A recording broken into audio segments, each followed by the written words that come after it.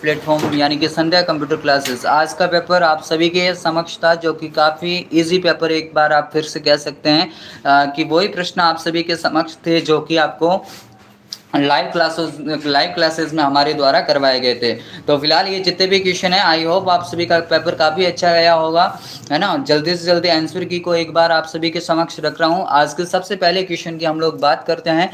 तमाम जितने भी स्टूडेंट जुड़ने बाकी है वो एक बार जुड़ जाए और सेशन को लाइक शेयर एक बार जरूर करें, है ना। अगर सेशन पे पहली बार विजिट किया तो चैनल को सब्सक्राइब अवश्य कीजिए। सबसे पहले क्वेश्चन की हम लोग बात करते हैं और आज का सबसे पहला क्वेश्चन आप सभी की स्क्रीन पे था कि निम्नलिखित में से कौन सा एक सर्च इंजन है। तो देखिए काफ़ी इजी क्वेश्चन था कि सर्च इंजन में से कौन सा है। बाकी देखिए इंटरनेट एक्सप्लोरर एक वेब ब्राउजर होता है, फ्लैश आपका मेमोरी से संदर्भ है और फायरफॉक्स भी नहीं होता। तो गूगल, याहू और बिंग ये तीनों के तीनों आपके सर्च इंजन होते हैं। तो जो विद्यार्थी ऑप्शन सी को करके आया है वो यहाँ से बिल्कुल करेक्ट माना जाएगा। सेकंड क्वेश्चन की हम लोग बात करते हैं कि मेमोरी की इकाई टीबी, केबी, जीबी, एमबी को सही क्रम में आपको क्या करना था, व्यवस्थित करना था।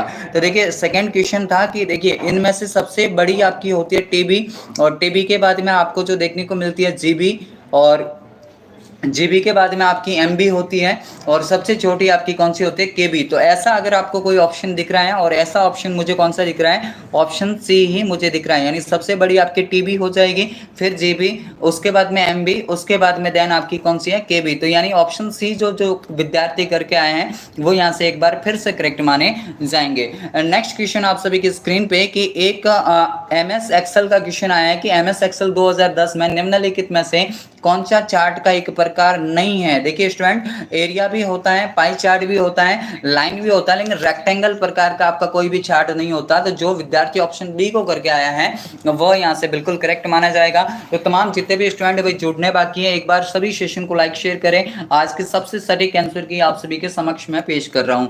अगला क्वेश्चन है कि सीपीयू निम्नलिखित दो घटकों से मिलकर बना होता है। तो आपका जो सीपीयू होता है वो आपका एक तो एएलयू और सीयू, यानी जो विद्यार्थी ऑप्शन ए को करके आया है वो यहाँ से बिल्कुल करेक्ट माना जाएगा। यानी इस क्वेश्चन का जो करेक्ट आंसर है आपका क्या कौन सा हो जाएगा, ऑप्शन ए आप सभी का यहाँ से बिल्कुल करेक्ट हो जाएगा। बिल्कुल ठीक था पेपर। यहाँ पे गेमिंग विद खेतपाल सिंह कह रहे हैं बिल्कुल इजी पेपर था, किसी को दिक्कत होनी नहीं चाहिए। आगे फिर है कि यदि आप किसी ईमेल संदेश के खाली जगह बॉक्स में प्राप्तकर्ता को ईमेल पता जोड़ते हैं तो संदेश की प्रतिलिपि उस प्राप्तकर्ता को भेज दी जाती है, और प्राप्तकर्ता का नाम संदेश के अन्य प्राप्तकर्ताओं को दिखाई नहीं देता है। देखिए ये क्वेश्चन हमने बार बार करवाया और वही क्वेश्चन आप सभी के समक्ष है, और इसका करेक्ट आंसर आपका कौन सा हो जाएगा, ब्लाइंड कार्बन कॉपी हो जाता है। कौन सा, ब्लाइंड कार्बन कॉपी यहाँ से आप सभी का बिल्कुल करेक्ट आंसर हो जाता है। यानी जो विद्यार्थी ऑप्शन सी को करके आया वो यहाँ से बिल्कुल करेक्ट माना जाएगा। नेक्स्ट क्वेश्चन था कि निम्नलिखित में से कौन कंप्यूटर के हार्डवेयर का उदाहरण है। यानी इनमें से ऐसा कौन सा है जो कि कंप्यूटर के हार्डवेयर का उदाहरण होता है ना। तो भाई हार्डवेयर के अंदर तो आपके कौन कौन से आते हैं, इनपुट, आउटपुट और प्रोसेसिंग। यानी कि जो विद्यार्थी ऑप्शन ए को करके आया है वो यहाँ से एक बार पुनः क्या माना जाएगा, करेक्ट माना जाएगा। यानी काफी इजी पेपर था, मेरे ख्याल से किसी भी स्टूडेंट को कोई भी दिक्कत नहीं हुई होगी, है ना। नेक्स्ट क्वेश्चन की हम लोग बात करते हैं कि ग्राफिकल चित्र जो किसी ऑब्जेक्ट जैसे फाइल और फोल्डर इत्यादि का प्रतिनिधित्व करते हैं। तो देखिए ये क्वेश्चन जो है बार बार आप सभी को करवाया था, है ना। मैंने ऑफलाइन क्लासों में भी आपको ये क्वेश्चन करवाया था कि भाई इसका करेक्ट आंसर क्या हो जाएगा, आइकॉन यहाँ से बिल्कुल करेक्ट आंसर हो जाता है। यानी जो विद्यार्थी ऑप्शन सी को करके आया है वो यहाँ से एक बार फिर से करेक्ट माना जाएगा। नेक्स्ट क्वेश्चन की हम लोग बात करते हैं। अपने क्वेश्चन कितने हो गए, क्वेश्चन नंबर 7 हो गए। 8वां क्वेश्चन, थोड़ी किसी विद्यार्थी ने ये जो पेपर भेजा है उन्होंने स्लाइड को ऊपर नीचे भेजा है, कोई दिक्कत नहीं है। मैं आप सभी के समक्ष जो है आज का 8वां क्वेश्चन पेश कर रहा हूँ। तमाम जितने भी स्टूडेंट जुड़े हुए वो एक बार सेशन को लाइक शेयर जरूर करें, और चैनल पे पहली बार विजिट किया तो चैनल को सब्सक्राइब जरूर करें, है ना। और अधिक से अधिक संख्या में लोगों को जोड़ना है ताकि भाई उनको सभी को पता चले कि आज का आंसर की जो है आप सभी के समक्ष, आप सभी के सामने पेश की जा रही है। अगला प्रश्न की हम लोग बात करते हैं कि एनवीएसपी, है ना, यानी कि http://www.nvsp.in पोर्टल का उपयोग निम्नलिखित में से नहीं किया जा सकता, है ना। तो किसके लिए नहीं किया जा सकता, जैसे मतदाता सूची को खोजने में किया जाता है, अपने बूथ एसी और पीसी को जानने के लिए किया जाता है, नए मतदाता के पंजीकरण के लिए भी हो सकता है। तो ऑप्शन डी ही यहाँ से करेक्ट माना जाएगा, यानी मतदाताओं को ईमेल भेजने के लिए नहीं होता। तो ये जो विद्यार्थी ऑप्शन डी को करके आया है बिल्कुल करेक्ट माना जाएगा यहाँ से। आगे प्रश्न है कि खाली जगह एक एप्लीकेशन सॉफ्टवेयर है जो शिक्षकों को केवल व्याख्यान देने और ब्लैक बोर्ड पर लिखने की तुलना में अपने पाठ को अधिक पठनीय तरीके से प्रस्तुत करने की अनुमति देता है। तो ऐसा आपका ऑप्शन कौन सा है? प्रेजेंटेशन वाला ऑप्शन कौन सा है भाई? ऑप्शन सी, यानी जो विद्यार्थी पावर पॉइंट करके आया है वो यहाँ से बिल्कुल करेक्ट माना जाएगा। ऑप्शन सी यहाँ से आप सभी का बिल्कुल करेक्ट हो जाता है। एक और अच्छा क्वेश्चन और काफी इजी क्वेश्चन कि कंप्यूटर सिस्टम पर प्रत्येक घटक या तो क्या हो सकता है? हार्डवेयर हो सकता है या फिर क्या होगा? सॉफ्टवेयर होगा। यानी जो विद्यार्थी ऑप्शन ए को करके आया भाई बिल्कुल करेक्ट माना जाएगा यहाँ से, है ना। काफी इजी पेपर था तो किसी को दिक्कत यहाँ से होनी नहीं चाहिए।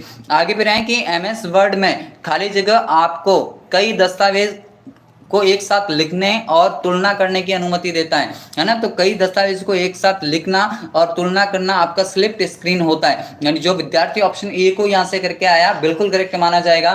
तमाम जितने भी स्टूडेंट जुड़े हुए हैं, मैं आशा करता हूँ कि आप सभी का पेपर काफी अच्छा गया होगा, क्योंकि आज का पेपर ही काफी ईजी आपको देखने को मिला है। आगे फिर है कि निम्नलिखित एमएस वर्ड विकल्प को उसके वितरण के साथ सम्मिलित करना है ना। तो देखिए आपका जो इंडेंट होता है, इंडेंट भाई क्या होता है? तो इंडेंट आपका जो होता है पैराग्राफ के बाएं और दाएं मार्जिन में एक निश्चित मात्रा में ले जाता है, यानी पहले का आपका क्यू हो जाएगा।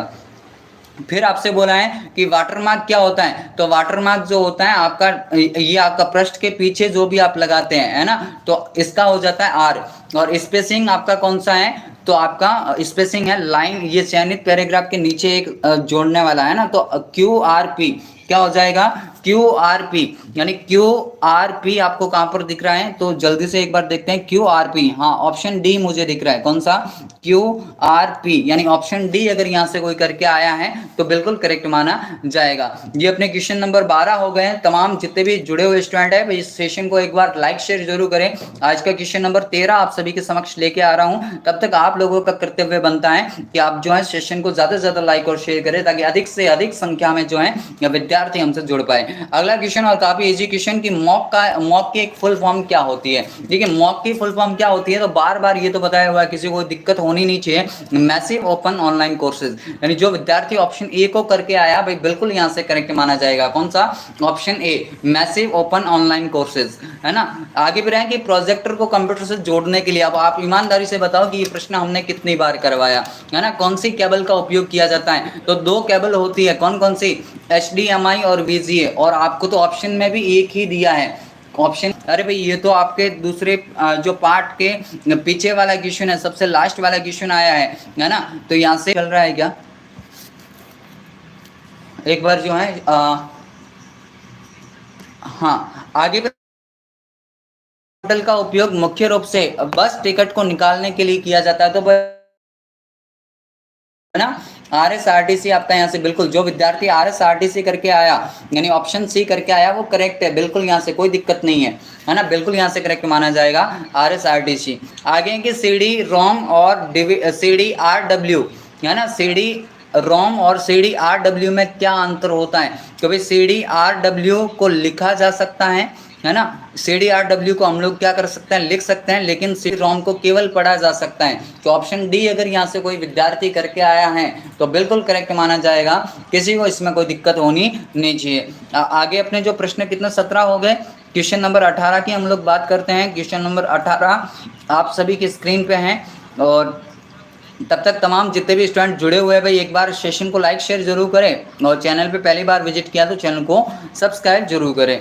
अगले सबसे इजी प्रश्न है ना आज की इस क्लास का और आपके पेपर का, एक और इजी प्रश्न हम लोग कह सकते हैं कि विंडोज 10 में इंटरनेट एक्सप्लोरर को खाली जगह वेब ब्राउजर में बदल दिया गया था। तो अभी माइक्रोसॉफ्ट एज जो है ना, माइक्रोसॉफ्ट एज ऑप्शन बी है ना, इसी को किसके स्थान पे लाया था? इंटरनेट एक्सप्लोरर के स्थान पे आपका जो है माइक्रोसॉफ्ट एज आया था। तो जो विद्यार्थी ऑप्शन बी को करके आया है वो यहाँ से आपका बिल्कुल करेक्ट माना जाएगा, है ना। आगे फिर था कि निम्नलिखित में से कौन सी विंडोज यूटिलिटी अनावश्यक फाइलों को मिटा देती है? तो भाई इससे इजी प्रश्न क्या हो सकता है ना, कौन सी मिटा सकती है? तो डिस्क क्लीनअप यूटिलिटी, है ना। ऑप्शन बी अगर यहाँ से कोई विद्यार्थी करके आया है तो यहाँ से बिल्कुल करेक्ट माना जाएगा, है ना। ऑप्शन बी अगर कोई करके आया है तो बिल्कुल करेक्ट माना जाएगा। आगे भी रहे कि खाली जगह दुर्भावनापूर्ण सॉफ्टवेयर को नेटवर्क या इंटरनेट के माध्यम से आपके कंप्यूटर तक पहुंचने से रोकने में मदद करता है। तो भाई ये तो आपको मैंने क्लास में भी करवाया था, है ना। फायरवॉल आपका यहाँ से बिल्कुल करेक्ट है। टीना खटीक कह रहे हैं कि सर कितने नंबर लाने होते हैं? 14 क्वेश्चन आपको राइट करने, है ना। आपका ऑप्शन ए यहाँ से बिल्कुल करेक्ट हो जाएगा। तमाम जितने भी विद्यार्थी जुड़े हुए हैं एक बार सेशन को लाइक शेयर जरूर करें। अगला प्रश्न है कि वर्तमान में विंडोज 10 में निम्नलिखित में से कौन सा आइकॉन पृष्ठभूमि में चल रहे प्रोग्राम को दिखाता है? तो भाई सिस्टम ट्रे जो है ना, आपका सिस्टम ट्रे क्या करता है कि आपके बैकग्राउंड में चलने वाले प्रोग्राम को दिखाने का काम करता है, यानी ऑप्शन ए आप सभी का यहाँ से बिल्कुल करेक्ट हो जाता है। आगे फिर प्रश्न था कि निम्नलिखित में से कौन सा आपके सिस्टम के लिए दुर्भावनापूर्ण है ना। दुर्भावनापूर्ण तो हमारा कौन सा होता है? वायरस ही होता है, यानी ऑप्शन डी आप सभी का यहाँ से बिल्कुल करेक्ट हो जाता है ना। आपका ऑप्शन डी यहाँ से बिल्कुल करेक्ट हो जाता है। आगे फिर प्रश्न, अच्छा प्रश्न एक और हम लोग कह सकते हैं कि विंडोज 10 में मैक्सिमाइज करने का अर्थ क्या है? तो मैक्सिमाइज का मतलब होता है उसको बड़ा करना, यानी विस्तारित करना। ऑप्शन बी अगर यहाँ से कोई करके आया है तो इसे डेस्कटॉप पर फिट करने के लिए विस्तारित करना होता है। तो ऑप्शन अगर बी यहाँ से कोई विद्यार्थी करके आया तो बिल्कुल करेक्ट माना जाएगा। क्वेश्चन नंबर 20 कितने हो गए अपने? 23 हो गए, है ना। 24 क्वेश्चन की हम लोग बात करते हैं। 24 क्वेश्चन हमारे समक्ष, आप सभी के समक्ष में ला रहा हूँ आज 24 नंबर का क्वेश्चन, है ना। तमाम जितने भी स्टूडेंट जुड़े हुए भाई एक बार सेशन को लाइक शेयर जरूर करें, और चैनल पे पहली बार विजिट किया तो चैनल को सब्सक्राइब आप एक बार जरूर करें, है ना। 24 आप सभी के समक्ष है कि ईमेल की खामी हो सकती है। तो ईमेल क्या है कि ईमेल को आप जो फिजिकल रूप से भेज नहीं सकते, है ना। ईमेल को उपयोगकर्ता तक फिजिकल रूप से पहुंचाना आवश्यक होता है, तो ये कोई जरूरी नहीं है ना। तो ऐसा कुछ नहीं है। ईमेल कंप्यूटर को संक्रमित भी नहीं करता है, ईमेल भेजना महंगा नहीं है, ईमेल लोड होना धीमा नहीं है, ऐसा कुछ नहीं है। ये वाला आपका बिल्कुल करेक्ट है ना। आगे भी कि किसी ऑब्जेक्ट की प्रॉपर्टी को देखना है। भाई देखो, अगर आप किसी फोल्डर पर ले जाके अगर आप राइट क्लिकिंग करोगे, है ना, तो आप उसकी प्रॉपर्टी को देख पाओगे, यानी ऑप्शन जो बी है आप सभी का यहाँ से बिल्कुल करेक्ट माना जाएगा। आगे है कि खाली जगह मोबाइल ऑपरेटिंग सिस्टम का उदाहरण नहीं है, इनमें से ऐसा कौन सा है जो कि मोबाइल ऑपरेटिंग सिस्टम का एग्जाम्पल नहीं है? तो गूगल जो जेमिनी है, कौन सा? गूगल जेमिनी जो है यहाँ से आपका नहीं होगा, यानी ऑप्शन डी अगर यहाँ से कोई विद्यार्थी करके आया है तो बिल्कुल करेक्ट माना जाएगा, ऑप्शन डी। आगे है कि कोई दस्तावेज मुद्रित होने से पहले ये कैसा दिखेगा, ये जांचने के लिए किस कमांड का उपयोग किया जाता है? तो भाई प्रिंट प्रीव्यू। कितनी बार ये क्वेश्चन आपको करवाया, है ना। प्रिंट प्रीव्यू यहाँ से आप सभी का बिल्कुल करेक्ट आंसर हो जाएगा, ऑप्शन सी। आगे कि डिजिटल हस्ताक्षर किसे प्रमाणिकता प्रदान नहीं कर सकते, है ना। तो पीडीएफ को देते हैं, ईमेल संदेश को भी दे सकते हैं, वर्ड प्रोसेसिंग दस्तावेज, है ना, ये भी हो सकता है, दस्तावेज की हार्ड कॉपी। तो डिजिटल हस्ताक्षर किसको प्रमाणित नहीं कर सकते, है ना। तो दस्तावेज की हार्ड कॉपी। एक बार के लिए आप ये इसका करेक्ट आंसर मान सकते हैं, बाकी फिर भी अगर कोई होगा तो ऐसा हम आपको बता देंगे, है ना। आगे फिर है कि निम्नलिखित में से किसी उपयोगकर्ता द्वारा इंटरनेट का उपयोग करने के लिए किसकी आवश्यकता होती है? तो आईएसपी की होती है, मॉडेम की भी होती है, वेब ब्राउजर की भी होती है। तो तीनों की तीनों कथन आपके सही है ना। 1 2 3 सारे के सारे आपके सही है। आगे फिर बढ़ते हैं और नेक्स्ट क्वेश्चन की बात करते हैं। कितने हो गए अपने? 29 हो गए। आगे 30 क्वेश्चन आप सभी के समक्ष हैं। तब तक सेशन को लाइक शेयर जरूर करें, और चैनल पे पहली बार हैं तो चैनल को सब्सक्राइब जरूर करें। एक पेपर काफी इजी था, किसी को कोई दिक्कत होनी नहीं चाहिए। आगे फिर है कि किसी दस्तावेज में एक नया पैराग्राफ एंटर करने के लिए तो आप एंटर करोगे, है ना। एंटर कुंजी का इस्तेमाल किया जाता है, ऑप्शन डी। आगे है कि कंपोज का उपयोग किसके लिए किया जाता है? तो भाई कंपोज के द्वारा आप ईमेल संदेश को लिख सकते हैं, यानी ऑप्शन अगर बी कोई यहां से करके आया है तो बिल्कुल करेक्ट माना जाएगा, ऑप्शन बी।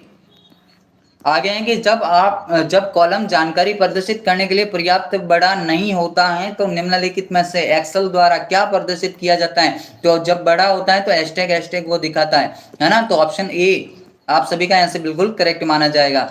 आगे प्रश्न है कि सुरक्षित वेबसाइट से संबंधित कथनों पर विचार करना है ना। तो आपको HTTPS का उपयोग भी करना होता है, उसमें पैडलॉक होना भी जरूरी है। तो 1 व 2 सही है ना। कौन सा? 1 व 2 आपका सही हो जाएगा। 1 व 2 आपका कहां पर है? ऑप्शन मुझे सी में दिख रहा है कि केवल 1 और 2, है ना। ऑप्शन सी आपका यहाँ से बिल्कुल करेक्ट होगा। ये बार बार कमेंट आ रहा है कि सर कितने क्वेश्चन लाने होते हैं, कितने नंबर। देखो 14 क्वेश्चन लाने हैं और 28 आपको नंबर लाने हैं, है ना, तो आप सही है।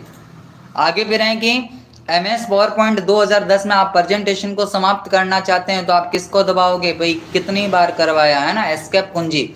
एस्केप कुंजी का इस्तेमाल किया जाता है, किसका, एस्केप कुंजी का इस्तेमाल किया जाता है। आगे है और आज का अंतिम प्रश्न है कि निम्नलिखित में से वर्तमान या सक्रिय विंडो को बंद करने के लिए किस शॉर्टकट कुंजी का इस्तेमाल किया जाता है, तो आपका कंट्रोल के साथ में F4, कंट्रोल के साथ में F4 अगर कोई करके आया है, सॉरी अल्ट के साथ में F4, कौन सा, अल्ट के साथ में F4 अगर यहाँ से कोई करके आया है, ऑप्शन ए, है ना, तो यहाँ से आप सभी का बिल्कुल करेक्ट माना जाएगा, है ना, अल्ट के साथ में F4, है ना, थोड़ी सी यहाँ पे दिक्कत हो गई थी, अल्ट के साथ में F4 अगर यहाँ से कोई करके आया है बिल्कुल करेक्ट माना जाएगा। अब देखिए विद्यार्थियों, अब आप ईमानदारी से बताएं कि आपके इतने क्वेश्चन बन रहे हैं ना, मेरे ख्याल से पेपर काफी इजी था, 25 से 27-28 क्वेश्चन सभी के होने चाहिए। फिर भी अगर कोई किसी के नहीं बन रहे तो आप एक बार कमेंट जरूर करें, और चैनल पे अगर आपने पहली बार विजिट किया है ना, अगर आपने चैनल पे पहली बार विजिट किया है तो चैनल को आप लोग सब्सक्राइब एक बार जरूर करें। हालांकि इन दोनों से हो रहा है, लेकिन एक बार के लिए आप जो है अल्ट के साथ में F4 कर दो, है ना, दोनों से हो रहा है, इनका जो आंसर मानेगा वो देखा जाएगा, लेकिन एक बार के लिए आप किसको माने, फिर इसको इसी को मान लो, है ना, और कंट्रोल के साथ में F4 मान लो, दोनों से हो रहा है। बाकी देखते हैं आंसर की में क्या आ रहा है। तो देखिए स्टूडेंट, ये थे आज के अपने top most 35 question. I hope आपको सेशन काफी अच्छा लगा होगा। फिलहाल के लिए आप अगर चैनल पे पहली बार हैं तो चैनल को लाइक शेयर जरूर करें और चैनल को सब्सक्राइब जरूर करें। धन्यवाद, मिलते हैं एक और अगले सेशन के साथ, तब तक के लिए जय हिंद, वंदे मातरम, जय भारत। रिजल्ट बिल्कुल आ जाएगा आपका, है ना।